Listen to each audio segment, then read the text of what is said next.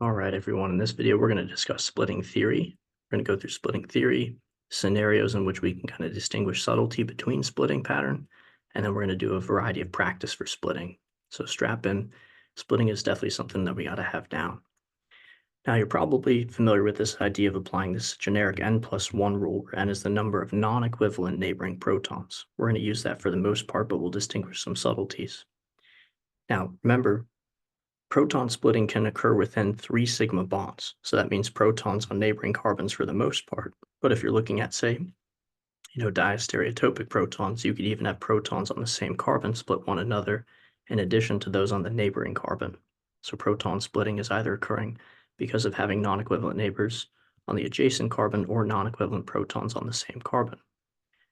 Now, where we actually get splitting pattern from is from the combination of the statistical distribution of the magnetic states from the neighboring protons. Okay, so for example, if I'm looking at the methyl protons and how they'd be split, it's split by the neighbor. 2 neighbors plus 1 gives me 3. So I expect the methyl protons to be split into a triplet. That's because the 2 hydrogens that are causing the splitting could either be both alpha, both beta, or 1 beta, 1 alpha.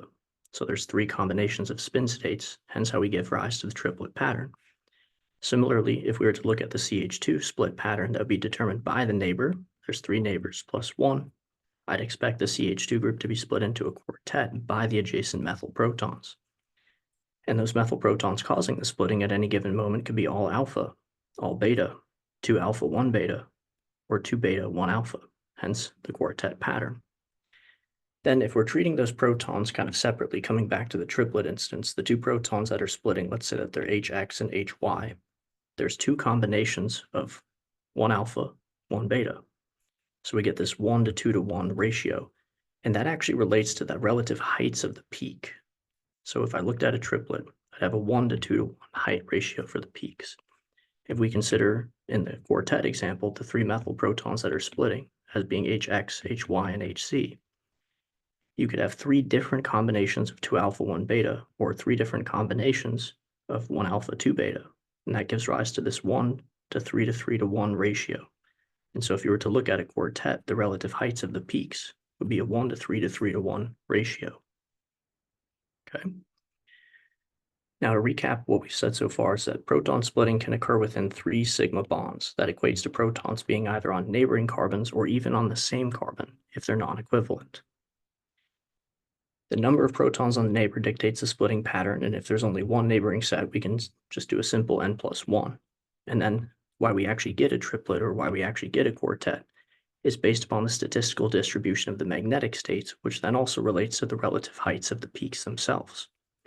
And in fact, that statistical distribution of the magnetic states relating to the ratio of the relative heights of the peaks for a given split signal, that it's actually defined in is described by Pascal's triangle. Okay, by Pascal's triangle. If you never learned how to generate Pascal's triangle, here's how we do that. We take a 1, and a 1, kind of make a triangle of those 1s. Then what you do is you carry 1s down on the side and you add these 2 numbers up. To generate the next row, carry 1s down on the side, add these 2 numbers up, add these 2 numbers up, do it one more time, carry the 1s, add these 2 numbers to get 4, add these 2 numbers to get 6, add those 2 numbers to get 4. And so at the top of Pascal's triangle, a singlet would just have 1 peak. If you had a doublet, there would be 2 peaks with a 1 to 1 height ratio. For a triplet, you'd have 3 peaks, 1 to 2 to 1 height ratio, quartet, 1 to 3 to 3 to 1 height ratio, and so on and so forth. So if you're ever asked what is the relative ratio for the peaks associated with a given signal, for example, if I looked at the CH2, I would say that the CH2 is split into a quartet by the adjacent methyl group, and therefore the expected ratio is 1 to 3 to 3 to 1. Okay. Now we're going to distinguish this from the integration ratio in a bit, and I'll come back to that. So let's distinguish now the splitting scenarios. Let's say that we're looking at proton HC here in its split pattern. I would say that it only has 1 neighboring proton set that's non-equivalent. And when there's only 1 neighboring proton set, we can just apply the n+1 rule. Simple n+1 rule. There's 3 protons plus 1. That gives me 4. HC is expected to be a quartet. And similarly, HC would split HD. There are 2 protons splitting plus 1, HD is expected to be a triplet. Okay, that's if there's only one neighboring proton set. Simple n plus 1, not too bad, right? Now let's consider a situation where a proton is split from either side. We're going to look at the split pattern for HB here. Notice that it would be adjacent to this methyl group and to this methyl group, both of which would split HB. And because compared to each other, those methyl groups are equivalent, they are said to split together. In other words, I do n plus 1. So 3 plus 3 plus 1. HB is therefore expected to be a septet, 7 peaks. If I'm to look at the far right side of the structure, looking at HC proton, that's split by this proton set and this proton set. Because those sets are equivalent to each other given the symmetry, they split together. So we do n plus 1. That gives me 5. HC is expected to be a quintet, 5 peaks. So if we're split from multiple directions but they're equivalent, we apply the n plus 1 rule together, n plus 1. Okay. Or just to give you another example quickly here, let's say you have this structure here, where we have 3 aldehydes coming off the same carbon. If I looked at the hydrogen in the middle here, it would actually experience splitting from all of those aldehyde protons, and because the aldehyde groups are all coming off the same carbon, all 3 of those hydrogens are equivalent. So in this case, it would actually be n plus n plus n plus 1. They all split together. So that's 1 plus 1 plus 1 plus 1 for the rule. That would give me 4. That hydrogen there is expected to be split into a quartet. 1 plus 1 plus 1 plus 1 for the rule. Okay. Now, for this next scenario, we're going to look at HB. Notice that HB is split by HA and by HC, so split on either side. But compared to one another, HC and HA are not equivalent. Therefore, they're going to split separately. We apply the n plus 1 rule separately, doing n plus 1 times n plus 1. That is to say, HC splits it into a 2 plus 1, into a triplet. HA splits it into a 3 plus 1, a quartet. Now that's technically multiplicative, so a triplet of quartets would be a total of 12 peaks, but in H1 NMR spectroscopy, the spectrum might not be able to separate all 12 of those peaks. That would be very difficult for it to do. That being said, if you actually looked at this signal in the spectrum, in the graph, what the spectrum might give you is just n plus 1. So it can't quite give you n plus 1 times n plus 1 visually. The spectrum might give you n plus 1. So it might appear as a sextet in the spectrum. But that being said, if you had a free response question where you had to fill in the blank for the split pattern of HB, you would say that it's a triplet of quartets. We apply the n plus 1 rule separately. If we now look at, say, the splitting pattern for HC here, well, HC would be split by these 2 hydrogens and these 2 hydrogens, but because of the lack of symmetry, these are distinctive from one another, so they would split separately. HD splits it into a 2 plus 1, a triplet, and HB splits it into a 2 plus 1, into a triplet as well. So HC is expected to be a triplet of triplets, which in theory is 9 peaks, and in the spectrum, it might actually display as a quintet. Okay.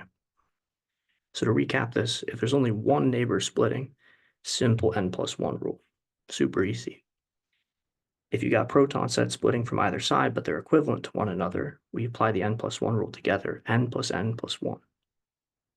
If you've got proton sets on either side splitting, but they're non-equivalent, you apply the n plus 1 rule separately. Okay, and we leave it in that notation of triplet of triplets or triplet of quartets or even doublet of doublets. Okay. So now let's look at final protons. This scenario is technically still the n plus 1 times n plus 1 scenario. If I'm looking at HB here, it's technically capable of being split by HA because it's non-equivalent to HB, and it's split by HC because HC is on the neighboring carbon. That's why earlier I said splitting occurs within 3 sigma bonds, which is equivalent to saying protons on the neighboring on the same carbon, if they're non-equivalent, as we have with diastereotopic protons, or protons on the neighboring carbon. So HB will be split by HA and by HC because those are non-equivalent to one another. They split separately. HA splits it into a doublet, and HC splits it into a doublet. Therefore, HB is a doublet of doublets, which in theory is 4 peaks. And a doublet of doublet, mind you, in terms of the statistical distribution of the magnetic states, would have a 1 to 1 to 1 ratio for those 4 peaks. Looking at HA, that would be split by HB and by HC separately.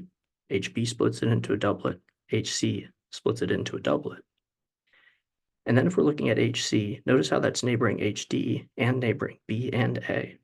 HA splits it into a doublet, HB splits it into a doublet, and HD would split it into a triplet. Therefore, HC would be a doublet of triplets. In essence, for proton type C, it was n plus 1 times n plus 1 times n plus 1. Okay, but we'll leave it in that notation of doublet of triplets. So those are the splitting scenarios. Split on one side, simple n plus 1. Split on both sides, but equivalent, n plus 1. Split on multiple sides, where the proton sets are non-equivalent, n plus 1 times n plus 1, which is technically the same thing for vinyl protons. And remember, if those protons are diastereotopic, they can split one another. Okay? Now, the other rule we have to really solidify is what happens with OH and NH protons. Now, when you have an OH or NH proton, your assumption, the given assumption, is that we're going to be doing a wet NMR. And in a wet NMR sample, there's hydrogen bonding that's possible between OH protons and NH protons. And because of that hydrogen bonding, it changes the splitting kind of participation such that there is no splitting participation. Your assumption is we'll use a wet sample unless otherwise stated, and OH protons and NH protons would appear as broad singlets. As broad singlets, that means that they're not split by the adjacent two hydrogens here, nor would that hydrogen split the CH2 group itself. That being said, if they explicitly were to state that the sample is dry, in a dry sample, splitting of OH and NH protons can occur. So if I'm looking at the split pattern for the OH proton here because I have stipulated a dry sample, the adjacent CH2 could cause splitting, making that OH proton into a triplet. And similarly, that OH proton could split that hydrogen set back, such that the split pattern for that CH2 group would be a doublet of triplets, split into a doublet by the OH proton, split into a triplet by the adjacent CH2. Okay, but the assumption is, unless otherwise stated, we're doing wet sample NMR, and OH and NH protons will be broad singlets. That's the only other rule to kind of incorporate into our splitting scenarios, which we detailed above. Add this in with the OH or NH. Broad singlets unless otherwise stated. However, they can be split in a dry sample. All right, now we're going to do some splitting practice, putting this all into action. And we're going to look at specifically the split pattern that we'd anticipate for the red hydrogens. In the first example, I'm going to notice this overarching symmetry to the structure. And so we've got a hydrogen here and here, both of which would split that hydrogen. But because of the symmetry, I would say the ones that I've drawn in blue are equivalent. Therefore, we need to do n plus 1. That is to say 1 plus 1 plus the 1 for our rule. The red hydrogen would be split into a triplet, 1 plus 1 plus 1. Looking at the middle example here, example B, I'm noticing the overarching symmetry. And when I draw on this hydrogen, I'm noticing that these are actually equivalent to one another. And remember, equivalent protons cannot split one another. That is to say, the hydrogen that I indicated in red would appear as a singlet because there are 0 non-equivalent neighbors. That's really important. Equivalent protons don't split each other. Only non-equivalent protons split each other. Now, another pro tip I have is when you're looking at the splitting pattern for an aldehyde hydrogen, sometimes our eyeball perceives it as being too far away to split. So I really want you to accentuate that the aldehyde hydrogen is on the C double bond O carbon, and therefore we're looking at the adjacent carbon to that for hydrogens that could potentially split. In example C here, there's one hydrogen on the neighboring carbon, so simple n plus 1 scenario. That would be a doublet, 1 plus 1. Looking at example E, I've got the aldehyde hydrogen on the C double bond O carbon, so I check the neighboring carbon, and there's 0 hydrogens. That would be an example of an aldehyde that is a singlet. Looking at example F, we would say that the proton is on this carbon here, so it'd be protons on the neighboring carbons that could cause splitting. And there's only protons on those 2 carbons, there's none on this right carbon. That being said, the methyl set will split, and the 1 hydrogen from the aldehyde would split. Because they're non-equivalent to one another, this is an n plus 1 times n plus 1 scenario. The aldehyde proton splits it into a doublet, and the methyl group splits it into a quartet. So we'll say the indicated proton is a doublet of quartets, n+1 times n+1, and we'll leave it in that notation there. Looking at example D on the far left, the hydrogen in question here is split by this methyl group and by that methyl group, and those methyl groups are equivalent. So we'll do n plus n plus 1. 3 plus 3 plus 1 gives me 7. That would be a septet. They split together because they're equivalent. Looking at this next example, that hydrogen there is on the carbon adjacent to the CH2, and it's also neighboring this carbon with the single hydrogen. Notice that the methyl group protons are too far away to cause splitting. That being said, the CH2 and that hydrogen are non-equivalent, so they'll split separately, n plus 1 times n plus 1. The single hydrogen splits it into a doublet, and the CH2 would split it into a triplet. Therefore, the red hydrogen in question here is a doublet of triplets. We'll leave it in that notation. For the next example, the hydrogen is on this carbon here, so it'll be protons on the neighboring carbons that could cause splitting. Now the methyl group can split, as does this hydrogen. They're non-equivalent from one another, so we do n plus 1 times n plus 1. The single hydrogen splits it into a doublet, 1 plus 1. The methyl hydrogen splits it into a quartet, 3 plus 1. Doublet of quartets. And finally, for example I here, I've got my CH proton, and here's 2 hydrogens on the neighboring carbon, and another 2 hydrogens on the neighboring carbon. And I know the perspective might be kind of funky here, maybe makes us think that they're non-equivalent, but they are equivalent. You'll notice that those ethyl groups are stemming from the same carbon. And because those ethyl groups are stemming from the same carbon, these are equivalent to one another. Therefore, they'll split together. N plus 1. 2 plus 2 plus 1, that gives me a total of 5, or I'd say quintet. Okay? So big takeaways from this practice set here is that if protons are equivalent, they split together. Okay, if they're splitting that red hydrogen, then equivalent protons cannot split one another. So HA here had 0 non-equivalent neighbors. And with aldehydes, you want to really accentuate that the aldehyde proton is on that C double bond O carbon, so we look to the adjacent carbon to cause splitting. And I'm saying that specifically because you would be surprised how frequently the split patterns for aldehydes are missed just because our eyeball perceives it as being kind of far away. All right, we're just going to crank out some more examples of splitting. So tracking with y'all, proton A here is on a carbon, and there's no neighboring protons on the adjacent position. A will be a singlet. A will be a singlet. Looking at proton set B, the neighboring carbon has 2 hydrogens. Proton set B will be split into a triplet, 2 plus 1. Looking at proton type C here, that would be split by each of the methyl groups. They split together because they're equivalent. 3 plus 3 plus 1 would give me a septet. Then D is the methyl set itself. That would be split by the 1 hydrogen here, simple n plus 1. D will be a doublet. And looking at E is adjacent to the 2 hydrogens at position B. B splits E into a triplet. And finally, when we're looking at F, that's an OH proton, carboxyl OH. Carboxyl OH should be expected to be a broad singlet because we assume we're using a wet sample, and OHs and NHs will be broad singlets. Moving on to the next page, we have some more examples here. Starting with A. A is adjacent to this CH2 group, which will split A into a triplet, 2 plus 1. Looking at B, B is going to be split by HC and by HD because those are non-equivalent. They split separately. B is expected to be a doublet of doublets. Looking at proton type C, that'll be split by HB and by HD into a doublet of doublet as well. And looking at proton type D, that'll be split by HC and by HB and also by HE. Okay, HE can also split.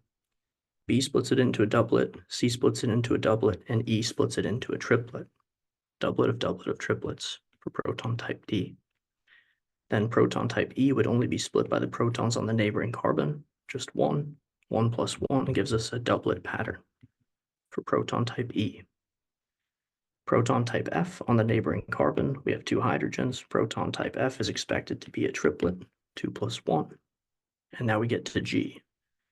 Now looking at this ring, notice how it's symmetric. So what I want to track with you is that these are both G technically, and then these are both H, okay? So G would be split by the 1 hydrogen there, 1 plus 1 into a doublet. And when looking at the splitting pattern that I'd anticipate for H, proton type H, it would only be split by G. It is not split by this hydrogen here because that hydrogen is equivalent to this one. Okay, in other words, H is just a doublet, split only by this hydrogen here. A structure similar to this was given on a former exam, and a lot of students wanted to split it into a doublet of doublets, but why that's incorrect is this hydrogen here is equivalent to that one, and therefore it cannot split it, only split by this one here into a doublet. Moving on to the next structure. Looking at proton type A, the proton is on this carbon, so I look towards the neighboring carbon, and I see there's 0 hydrogens there. HA is expected to be a singlet. Looking at proton type HB, also an aldehyde, it's on this carbon, so I look at the neighboring carbon for protons, and there's 2. 2 plus 1, HB is expected to be a triplet. Okay. Then I look at proton type HC. There's a proton here which is non-equivalent, which can cause splitting. 1 plus 1, HC is expected to be a doublet. Looking at proton type D, that's the methyl group. Notice that each of those methyl groups are coming off the same carbon, so those are all equivalent, and there's 0 hydrogens there. So I would say D is not split, it would be a singlet, 0 non-equivalent neighbors.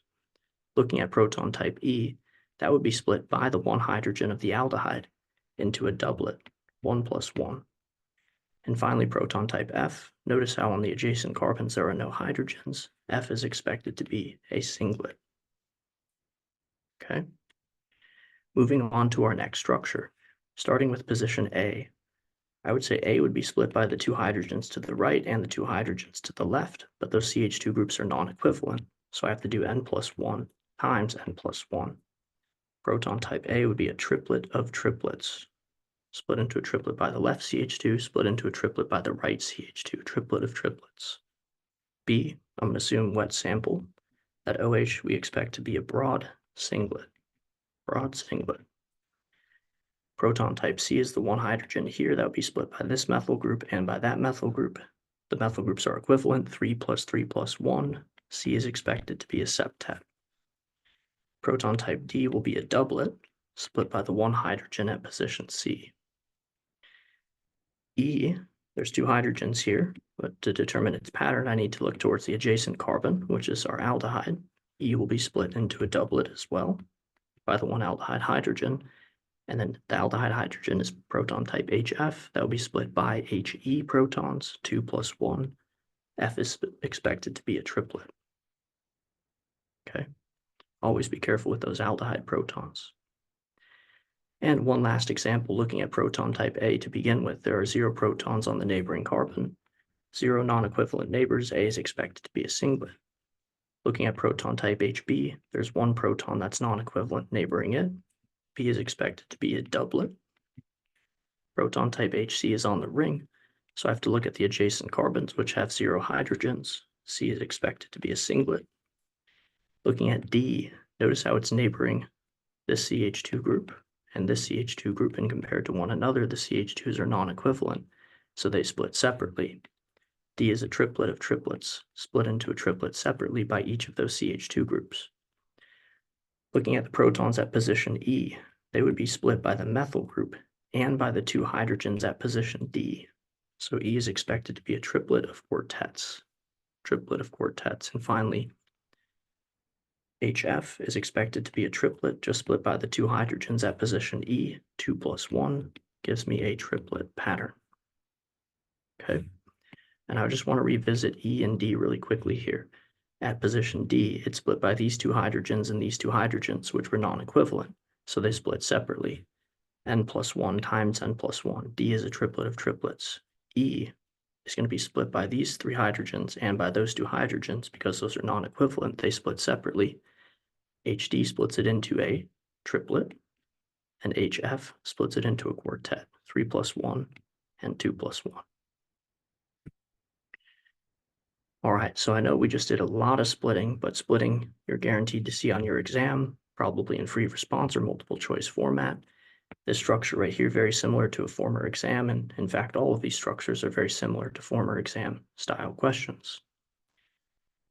So I would say you really need to know the theory behind splitting, in terms of, how we actually get split pattern and know that the statistical distribution of the magnetic states is modeled by Pascal's triangle, we can use that to determine the relative height ratio of the peaks for a given signal. Just split on one side, simple n plus 1. Split on both sides by equivalent sets, n plus 1. And as we drew in with this example here, there were 3 hydrogens that were equivalent, splitting the one hydrogen, so it was n plus n plus 1. And then if proton sets are non-equivalent, splitting from either side, we apply the n plus 1 rule separately. And you might even, for protons on an alkene, have something like a doublet of triplets, or a time doublet of doublets. We do the n plus 1 times n plus 1 times n plus 1.